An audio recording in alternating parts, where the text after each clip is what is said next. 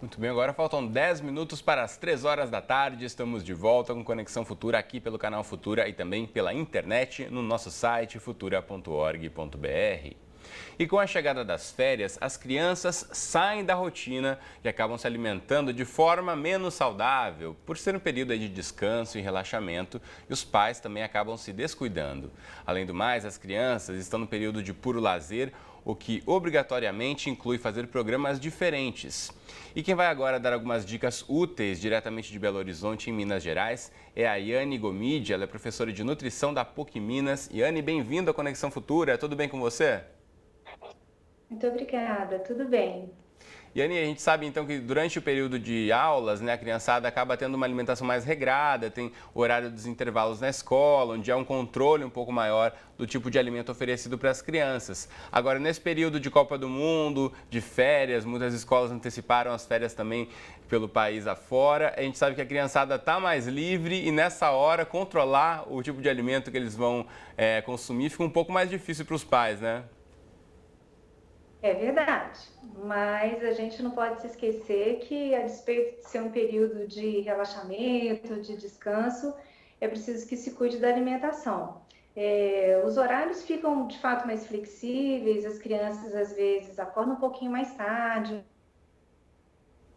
os pais querem almoçar um pouco mais tarde, mas ainda assim é preciso que se tenha alguns cuidados, principalmente com relação ao fracionamento. Então, ainda que os horários sejam diferentes, que acorde um pouquinho mais tarde, almoce um pouco mais tarde, é importante que as crianças façam pelo menos 5 refeições ao dia.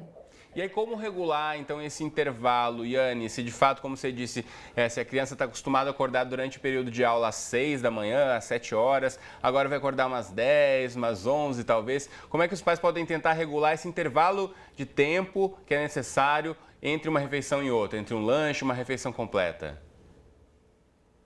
Na verdade, a criança ao acordar mais tarde, fazendo a primeira refeição um pouco mais tarde, evidentemente o almoço vai ser também um pouco mais tarde.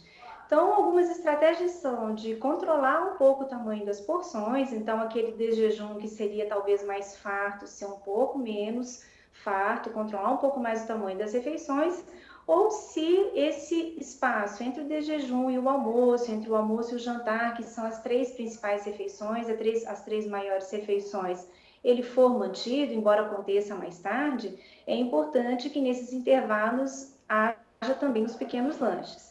Então, não é o fato de acordar mais tarde, é o fato dos horários das refeições sendo diferentes, manter esse intervalo, então, a cada 2 horas e meia, a cada 3 horas, a criança ter acesso a algum tipo de alimento e não se esquecer de fazer essas 3 refeições principais, que são importantes e facilita até para a criança, quando ela voltar à sua rotina normal, a readequar aquele padrão familiar mais habitual com relação ao número de refeições.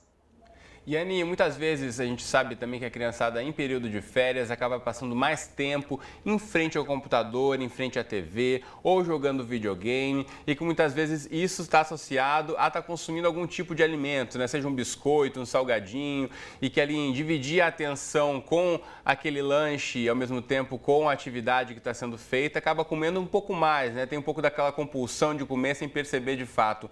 Que dica você pode dar nesse momento então?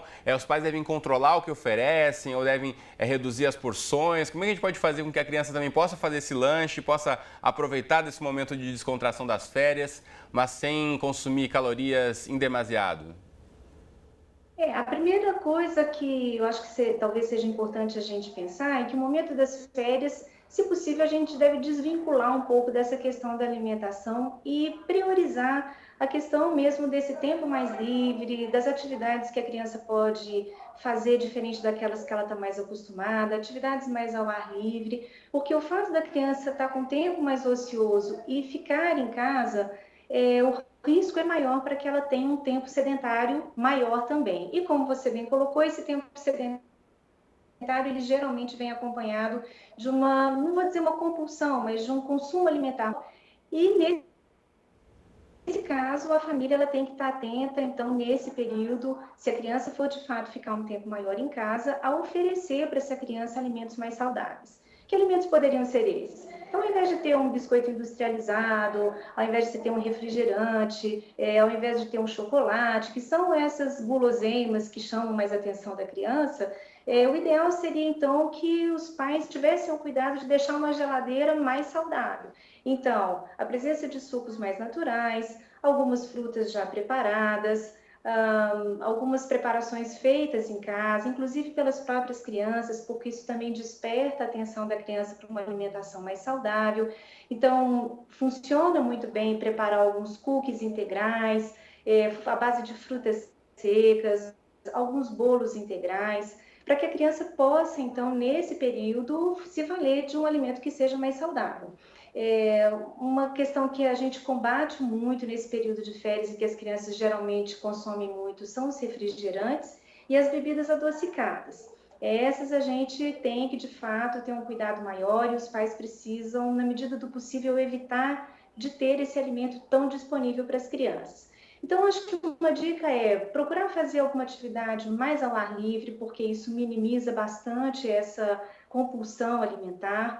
Ficando em casa, havendo esse tempo sedentário, deixar a geladeira com esses alimentos mais saudáveis, colocar na despensa esses alimentos mais saudáveis e, na medida do possível, estimular a criança também no preparo desses alimentos. Acho importantíssimo também, né, Yane, a gente ressaltar que a criança vai muito pelo exemplo. Então, se o pai diz para ela não come esse biscoito, não come esse refrigerante, não tome refrigerante, e o pai e a mãe consomem muito isso, fica difícil de a criança também conseguir ter essa mudança de comportamento. Então, é importante as famílias levarem uma vida mais saudável, uma alimentação mais saudável para todos que moram naquela casa, né? Essa talvez seja a peça principal desse quebra-cabeça aí da alimentação saudável das crianças, principalmente nesse período de férias. É preciso que a família toda esteja envolvida nesse movimento de uma alimentação mais saudável. Dependendo da idade da criança, ela nem tem autonomia para fazer as próprias escolhas, então, obrigatoriamente, ela vai consumir aquilo que a família disponibiliza. E é preciso, sim, que todos deem um exemplo, os pais e todos que estejam envolvidos nesse ambiente familiar. Então, é um desafio que não se torna muito difícil a partir do momento em que todos se engajam nessa perspectiva de uma alimentação mais saudável. Então, precisa, sim, a família é uma peça fundamental, talvez seja a peça-chave nesse processo de uma educação alimentar fundamentada nesse consumo de alimentos mais saudáveis. Muito bom. Então, muito obrigado, Yane, pelas dicas. Boa tarde para você. Obrigado por ter participado do Conexão Futura. Boa tarde. Muito obrigada pela oportunidade. Bom, aproveito para mostrar para você de casa também um site que a Yane indicou para a gente, que você pode ter aqui várias informações sobre alimentação saudável. É esse aqui que está na sua tela, meupratinhosaudável.com.br. Aqui você consegue, inclusive, ter algumas dicas aqui de refeições principais, de lanches para a criançada, fazendo essa refeição saudável e também divertida. Acesse o site aí para saber outras informações. Bom, quero agradecer então a equipe da PUC TV de Minas Gerais que colaborou na produção dessa entrevista. E na próxima entrada aqui do Conexão Futura a gente fala sobre o Plano Nacional de Educação que foi aprovado recentemente.